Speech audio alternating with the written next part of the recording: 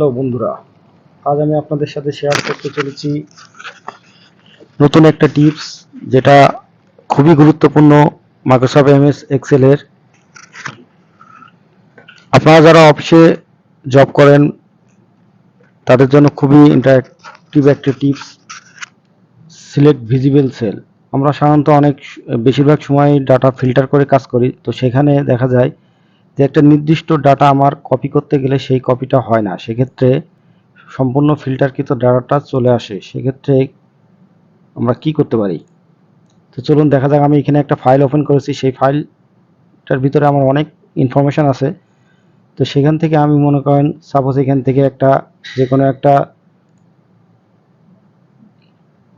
পার্টির নাম আমি এখান থেকে সিলেক্ট করলাম, সাপোজ জলিল খান এন্টারপ্রাইজ। ওকে, দেন তার অনেক সেলের কোয়ান্টিটি আছে, শুধু আমি এই ফিল্টার করা ক্ষেত্রে এই ফাইলে যত ইনফরমেশন আছে সব সিলেক্ট হয়ে যায়। তো সেক্ষেত্রে আমরা কি করতে পারি, এখানে আমাদের একটা অপশান আছে সিলেক্ট ভিজিবল সেলস এক্সেলের, সেইটা কিভাবে করতে পারি সেটা এখন দেখা যাক।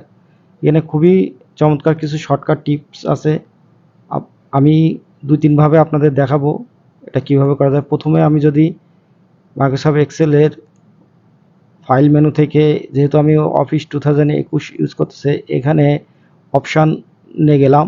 অপশান থেকে অনেকে যারা এর পূর্ববর্তী ভাষণ ইউজ করতেছেন সেক্ষেত্রে এখানে আপনারা রিবন পাবেন। তো এখানে রিবনটা আমি কিভাবে সেটিং করতে পারি, এখানে এই যে কাস্টমাইজ, বাম সাইডে কাস্টমাইজ রিবন আছে, রিবনের ভিতরে থেকে চুজ কমান্ড ফর্ম থেকে আমি অল কমান্ড সিলেক্ট করলাম। এখান থেকে আমাকে এখন খুঁজে বের করতে হবে সিলেক্ট ভিজিবল সেল অপশানটা। তো এখানে দেখুন সিলেক্ট ভিজিবল সেল এসের ঘরে সম্ভবত আমি পাবো। আমি একটু ড্র্যাগ করে টেনে নিচের দিকে যাচ্ছি। কিউআর এ মেনুতে কিউআর এস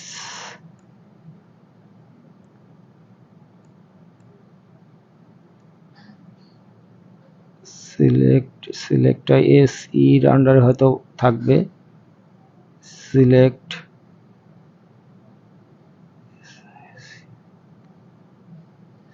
এই যে সিলেক্ট ভিজিবল সেলস। তো এইটা যদি আমি এখন অ্যাড করি, এখানে অলরেডি সম্ভবত অ্যাড করাই আছে।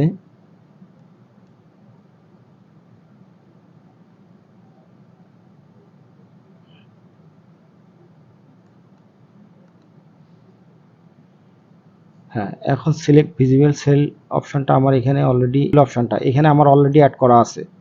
তো এখান থেকে আমি জাস্ট ডাটাগুলো সিলেক্ট করে, যে ডাটাটুকু আমার দরকার, সাপোজ এখান থেকে সম্পূর্ণ ডাটা সিলেক্ট করলাম, সেখান থেকে সিলেক্ট ভিজিবল সেল, জাস্ট এখানে শর্টকাটটা আপনারা দেখতে পাচ্ছেন, অলটা প্লাস সেমিকোলন, যেটা নিচের কোলনটা, এটা ইউজ করতে হবে। তো জাস্ট ক্লিক করে এবার কিবোর্ডের কন্ট্রোল সি সিলেক্ট করে আমি অন্য আরেকটা শিটে কন্ট্রোল ভি দিয়ে পেস্ট করলাম। দেখুন ডাটা চলে আসলো।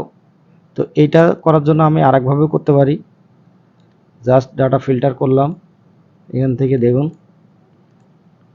সাপোজ অন্য আরেকটা সিলেক্ট করলাম, ইমেল এন্টারপ্রাইজ, এই ডাটাটুকু। তো জাস্ট সিলেক্ট করে অলটা চেপে ধরে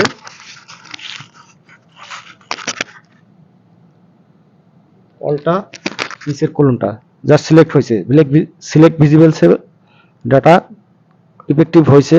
তো এখন কন্ট্রোল সি দিয়ে কপি, দেন আমি পেস্ট করতে পারি।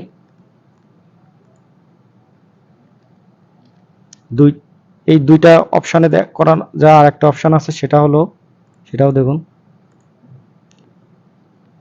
স্কেপ দিয়ে আমি এর থেকে বের হয়ে গেলাম, এটাগুলো আবার নর্মাল মোড করে নিলাম। এখান থেকে সিলেক্ট করার পরে